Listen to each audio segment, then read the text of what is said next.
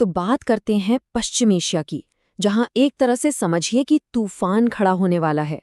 America और Iran के बीच का जो तनाव है वो इतना इतना ज़्यादा बढ़ चुका है कि दुनिया अब एक बहुत बड़े टकराव के मुहाने पर आकर खड़ी हो गई है।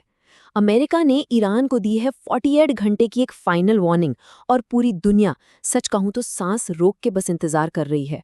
ट्रंप का जो मैसेज था वो कोई सीधी सादी धमकी नहीं थी। स्ट्रेट ऑफ हॉर्मुज़ को खोलने के लिए सिर्फ 48 घंटे का वक्त दिया गया था।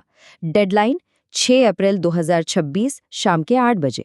अब ये एक ऐसी चेतावनी थी जिसने वाकई में पूरी दुनिया की धड़कनें बढ़ा दी थी, क्योंकि देखिए स्ट्रेट ऑफ हॉर्मुज़ कोई मामूली जगह नहीं है। ये दुनिया की सबसे ज़रूरी तेल सप्लाई लाइनों में से एक है। लेकिन देखिए, ये जो चेतावनी थी ना, ये कोई रातों रात नहीं आ गई। इसके पीछे हफ्तों से चली आ रही धमकियों की और जो बार बार मोहलत दी जा रही थी उसकी एक पूरी कहानी है। और अब वो कहानी अपने सबसे खतरनाक मोड़ पर पहुंच चुकी थी। ये जो टाइमलाइन है ना, ये साफ साफ दिखाती है कि कैसे प्रेशर धीरे धीरे बढ़ाया जा रहा था। देखिए, 22 मार्च को पहली धमकी आती है, ठीक?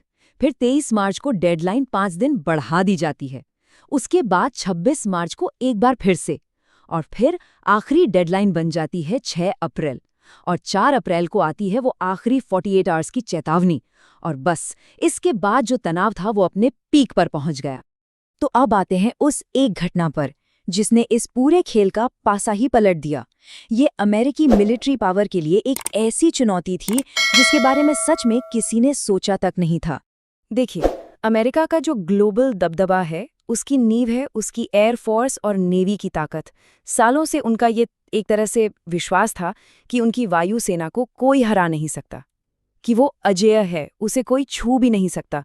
और यही उनकी पूरी मिलिट्री स्ट्रैटेजी का सेंटर पॉइंट था। सुनने में थोड़ा अजीब लगेगा, लेकिन ये सच है।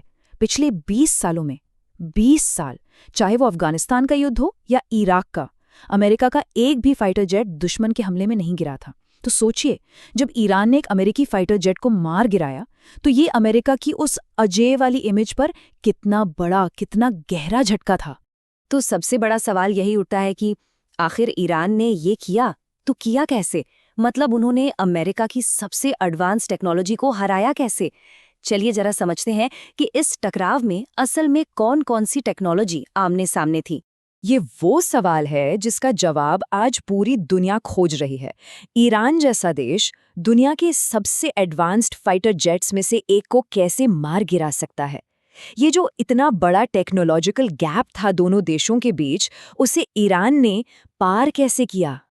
अच्छा, तो पहले समझते हैं ये अमेरिकी स्टेल्थ टेक्नोलॉजी है क्या। इसका सीधा सा मकसद है रडार को चकमा देना। होता क्या है कि रडार रेडियो वेव्स भेजकर किसी भी जहाज का पता लगाता है, लेकिन ये जो स्टेल्थ विमान होते हैं ये इतने खास तरीके से बने होते हैं कि या तो वो इन वेव्स को सोख लेते हैं या फिर उन्हें किसी और दिशा में मोड़ देते हैं। नतीजा, रडार उन्हें देख ही नहीं पाता और विमान एक तरह से लगभग अदृश्य हो जाता है। लेकिन ईरान ने यहाँ पर कुछ बहुत ही स्मार्ट काम किया। उन्होंने रडार को हराने की कोशिश ही नहीं की, बल्कि उसे गेम से ही बाहर कर दिया, उसे बाईपास कर दिया। मतलब उन्होंने रडार की आंखों पर पट्टी बांधने के बजाय एक दूसरा रास्ता निकाला। उन्होंने जेट के इंजन से जो गर्मी निकलती है, जिसे हम हीट सिग्नेचर कहते हैं, उसे ट्रैक करने के लिए इंफ्रारेड सेंसर्स और हीट सीकिंग टेक्नोलॉजी का इस्तेमाल किया। अब जो एक्सपर्ट्स हैं उनका मानना है कि ईरान ने शायद इन 3 वेपन सिस्टम्स में से किसी एक का इस्तेमाल किया होगा। पहला है उनका खुद का बनाया हुआ मजीद सिस्टम, जिसकी रेंज 8 किलोमीटर है। ये दिखाता है कि वो अब खुद पर कितना निर्भर हैं। दूसरा हो सकता है रूस का दिया हुआ वर्बा सिस्टम, जो कंधे पर रखकर दागा जाता है और इसीलिए उसे पकड़ पाना बहुत मुश्किल होता है। और तीसरा ऑप्शन है चीन का बना हुआ सोफिस्टिकेटेड HQ-9B सिस्टम, जो इस बात का इशारा है कि ईरान की इंटरनेशनल अलायंस कितने मजबूत हो रहे हैं। चलिए अब इस पूरी कहानी के एक और पहलू पर चलते हैं, वो है इसका ह्यूमन एंगल। जब अमेरिकी पायलट्स दुश्मन के इलाके में गिरे तो जाहिर है उन्हें बचाने के लिए एक बहुत ही खतरनाक और महंगा रेस्क्यू ऑपरेशन लॉन्च किया गया। अब देखिए, कोई भी देश हो उसके लिए उसके पायलट्स बहुत कीमती होते हैं और उन्हें बचाने के लिए वो किसी भी हद तक जा सकता है। अमेरिका ने भी बिल्कुल वही किया। अपने 2 गिरे हुए पायलट्स को बचाने के लिए उन्होंने अपनी पूरी ताकत लगा दी, चाहे इसमें रिस्क कितना ही बड़ा क्यों ना हो। लेकिन ये जो बचाव अभियान था, ये अमेरिका को बहुत बहुत महंगा पड़ा।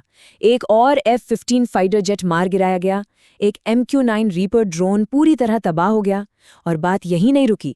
कई दूसरे जहाज़ों को भी नुकसान पहुंचा, जिसमें E-3G सेंट्री भी शामिल था। इसे AWACS भी कहते हैं, जो हवा में उड़ता हुआ एक तरह का कमांड सेंटर होता है। तो ये अमेरिका के लिए एक बहुत बड़ा एक और झटका था।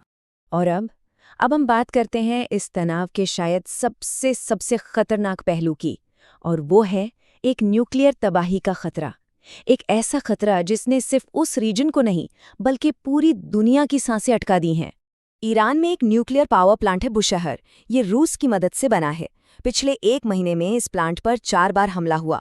अब सोचिए, अगर यहाँ से कोई रेडियो एक्टिव लीक होता है तो इसका असर सिर्फ ईरान तक नहीं रहेगा, ये पूरे फारस की खाड़ी के इलाके को तबाह कर सकता है, जिसमें UAE, कतर और सऊदी अरब जैसे देश भी आते हैं।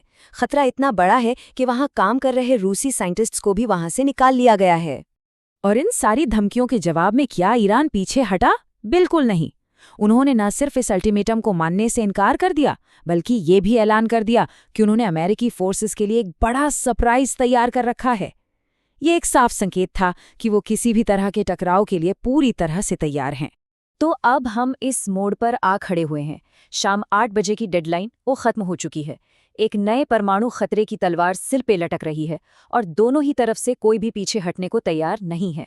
तो अब आगे क्या होगा? ये वो सवाल है जिसका जवाब इस वक्त पूरी दुनिया जानना चाहती है।